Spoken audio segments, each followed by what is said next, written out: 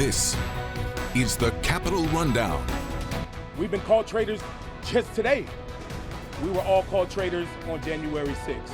The more that people push against it, the other people are going to just do it more. So you got to build trust, and that's really key. And then you'll have the ability to work. And quite frankly, it's hard. It's all straight ahead. The Capitol Rundown starts now. Thanks for joining us. I'm Siobhan Klepfer. Americans just wrapped up a historic week. On Thursday afternoon, a jury in New York convicted former President Donald Trump, finding him guilty in all 34 felony counts against him in the so-called hush money trial. Our Washington, D.C. correspondent Hannah Brandt has reaction from Mr. Trump and what happens next. This is a hugely consequential verdict for former President Donald Trump. And even though his trial is over, he says the fight is not.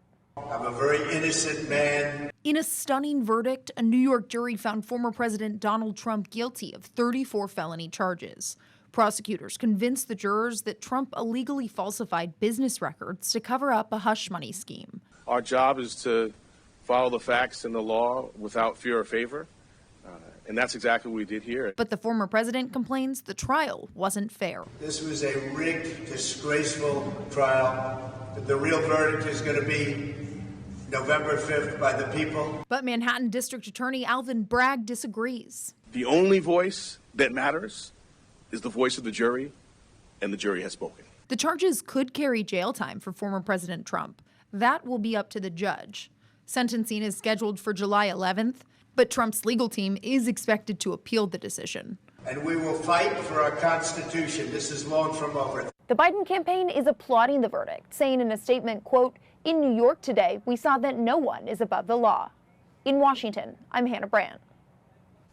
And reactions from Michigan politicians began moments after the verdict was announced. Both Republicans and Democrats used the moment to fundraise.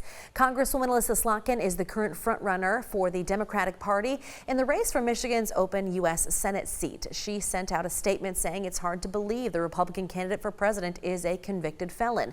She also says the verdict will likely fire up Mr. Trump's base and donations, adding, quote, "You can expect those resources and those passions to be funneled here into Michigan." Meanwhile, Democratic U.S. Senator Gary Peters put out a statement saying the verdict was based on evidence and that America is a nation of laws and no one is above them. Republicans also had a lot of reactions, and they include former Congressman Pete Hoekstra, who's now the chairperson of the Michigan Republican Party. Hoekstra says the trial was a distraction from the issues facing Michiganders. He also claimed, much like his leader, that the trial was rigged and a sham, and legal experts have widely disregarded it. Former Congressman Mike Rogers is considered the frontrunner for the GOP nomination for Michigan's open U.S. Senate seat. He released a statement Thursday night saying the charges were politically motivated and also called the trial rigged. Well, there are other reactions to think about with this verdict. For example, how will voters feel about it in November? Trevor Shirley has that story. Already, one impact the convictions are having is on fundraising, especially for the former president and the Republican Party. After the verdict came down, the Trump campaign's donation website actually crashed, which campaign officials say was because of high web traffic from supporters wanting to donate. Previously, the former president has capitalized on his legal troubles, fundraising on his indictments, his mugshot, and other court appearances. Mr. Trump said on Thursday his fight was far from over. Some of his top aides said the conviction will have no impact on the election. In the meantime, President Joe Biden has said little on Thursday's verdict. The Biden campaign released a statement focusing more on the need to vote against Trump and less on Thursday's guilty verdicts. The big question, though, remains independent voters in swing states, in particular suburban women. But some political experts say even 34 felony convictions won't have much of an impact on the campaign or how people ultimately vote. Unfortunately, I think the big story about this is that this is going to be a non-story when we get to the end of this. There are some polls that show that there's a small sliver of the American electorate that says this could impact their vote. But what we know about what people tell pollsters this far out is they're more likely to tell them they're undecided. They're more likely to tell them they're thinking about a third party or even not voting at all. But by the time we get down to the election, voters really funnel into their usual categories, and they're going to vote primarily against the person who scares them more. The former president says he plans to appeal those convictions. His sentencing is scheduled for July 11th, and Mr. Trump is expected to be back on the campaign trail soon. Well, coming up here on the Capitol Rundown, we'll tell you about a new bill in the state legislature addressing veterans' health care. But first, we'll take you to Mackinac Island, where Michigan's political and business leaders just wrapped up an annual policy conference. Don't go anywhere.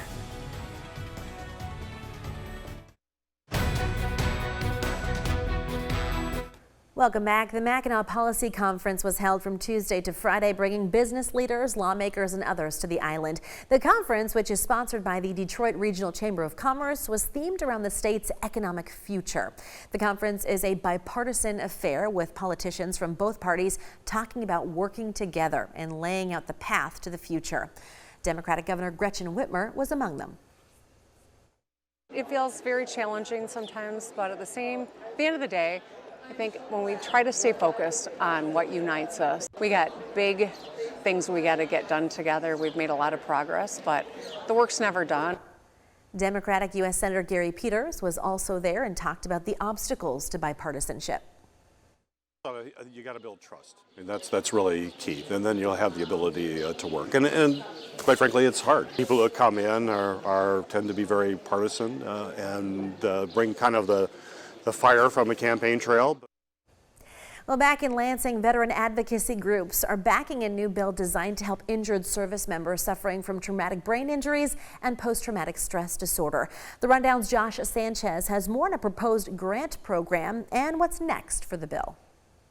We can't wait anymore. I'm sick of going to funerals. Kevin Hensley is an Air Force veteran and the National Legislative Representative for the Veterans of Foreign Wars in our state. He wants Michigan to offer a pilot grant program, like some other states, to back the use of hyperbaric oxygen therapy for veterans suffering from post-traumatic stress disorder and traumatic brain injuries.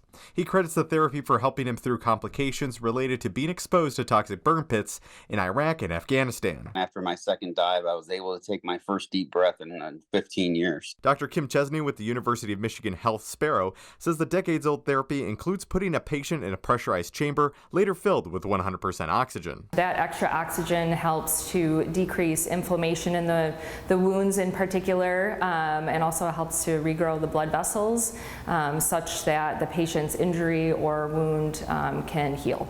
The U.S. Department of Veterans Affairs has used the treatment in limited capacity. In 2021, a department brief said available evidence suggests HBOT could reduce mortality and coma severity more than standard care, but it is unclear whether HBOT improves long-term functionality for patients in the hospital with acute, moderate to severe TBI. It also noted that combined evidence did not show a short-term improvement in people with chronic mild TBIs, but advocates on both sides of the aisle are calling for more research. In 2023, a resolution from Democrat State Representative Julie Roger passed the House, calling for the Food and Drug Administration to facilitate research on using HBOT for TBIs and PTSD. Now, a bill from Republican State Representative Kathy Schmaltz is pushing for a pilot program to make it easier for Michigan veterans to try the treatment. It has been used in Florida, in Indiana, in different states, and we've seen it improve these injuries in veterans, and so we need to really take a look at this. Under the new bill, veterans with service-connected TBIs or PTSD would be eligible for grants from the state's health department and Veterans Affairs. The treatments would be provided by medical providers approved by the state for the pilot program. State Representative Schmaltz says the bill is awaiting testimony in the House Committee for Military, Veterans, and Homeland Security. For the Capitol Rundown, I'm Josh Sanchez. Coming up, our Capitol correspondent Tim Skubic will be here to tell us about the latest from the halls of power in Lansing. But first, he'll tell us about some new poll results. What some Michiganders say about the form of government they want might surprise you. That and more is coming up.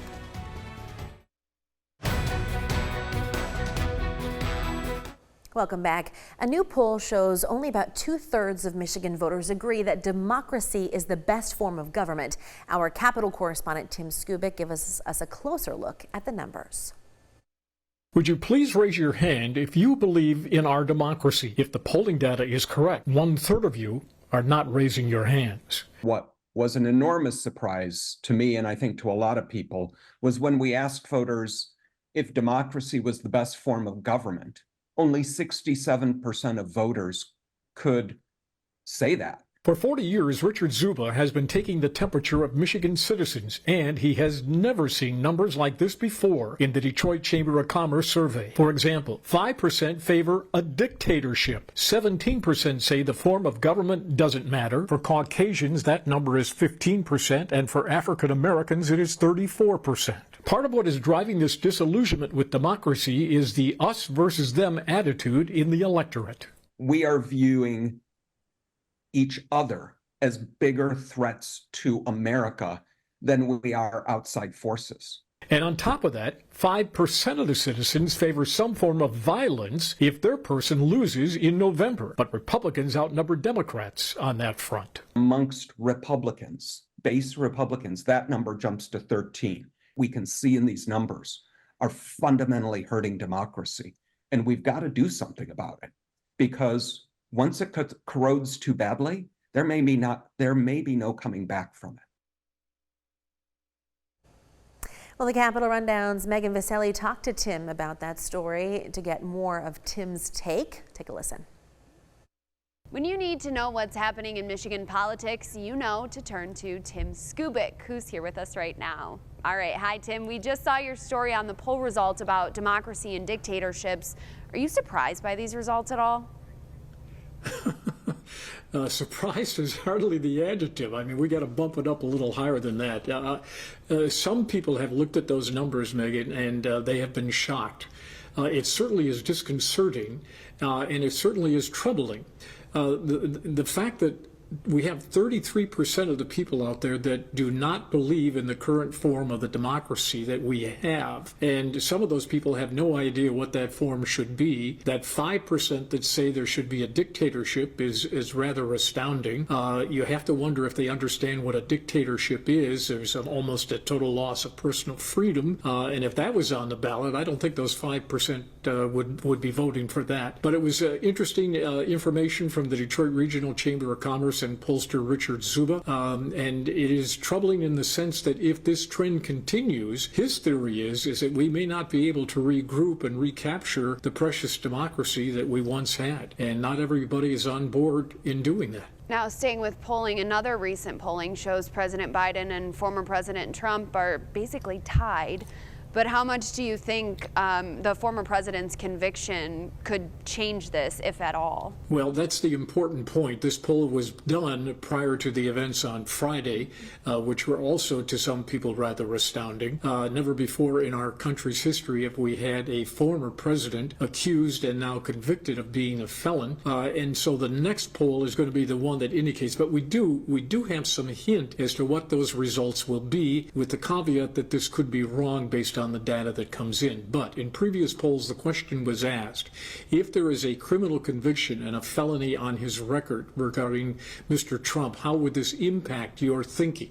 And a number, and it's not large, okay, it's not large, but it's small enough to have a difference in a close election. They said they would think second thoughts about supporting this gentleman for president. Of course, what Mr. Trump knows is very true. As for his hardcore Republican base, this will have no impact at all. He has those people. His challenge will be, and does he change his message on this trial of being a sham and being a fraud and being basically misguided?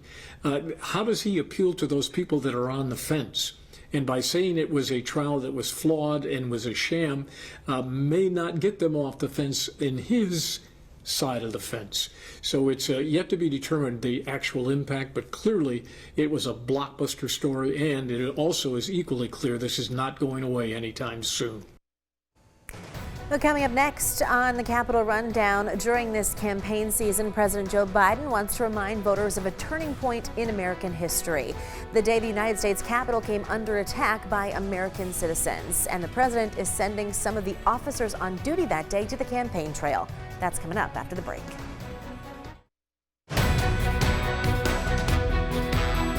Welcome back. A group of police officers who were injured during the violence at the Capitol on January 6, 2021 will travel to battleground states, including Michigan, to stump for President Joe Biden's re-election. His campaign made that announcement on Monday. Sergeant Aquilino Gonell, Officer Harry Dunn, and Officer Danny Hodges will also make stops in Nevada, Arizona, Pennsylvania, Wisconsin, and New Hampshire. And if you've been watching the coverage of the trial of Donald Trump in New York, you've already seen some of these officers speaking out. We've been called traitors just today. We were all called traitors on January 6th for doing our job. And yes, we protected Republicans. We protected Democrats alike. It's not about the story that we don't agree with. Political violence is never acceptable. But you have a presidential candidate, that champions it, that encourages it, that supports it. We cannot have that. According to the Biden campaign, the officers are expected to meet with local officials, law enforcement, and community members in each state. Coming up next year on the Capitol Rundown, do loud cars bother you? Well, then a bill working its way through the state legislature might give you some peace of mind if it passes. We'll tell you what it says when we return.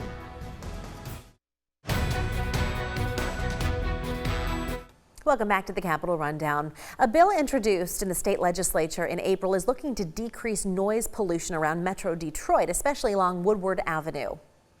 If passed, this bill would increase fines for drivers who purposefully alter a vehicle's exhaust system to be louder than normal. State Representative Natalie Price of Berkeley introduced the bill. She says there would be a $500 fine for the first infraction, and then it goes up to $1,000 for every infraction after that. But the Democrat says the fine can be waived if the driver changes the exhaust system back to normal.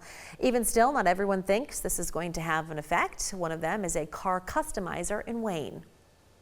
Honestly, I don't think you're going to be able to stop it. I think the more the people push against it, the other people are going to just do it more. Representative Price says her goal is not to punish people, but instead to encourage responsible behavior. On April 30th, the bill was referred to the House Committee on Transportation, Mobility, and Infrastructure. And that's our show for this week. Thanks for watching the Capitol Rundown. We'll see you all again right here next week.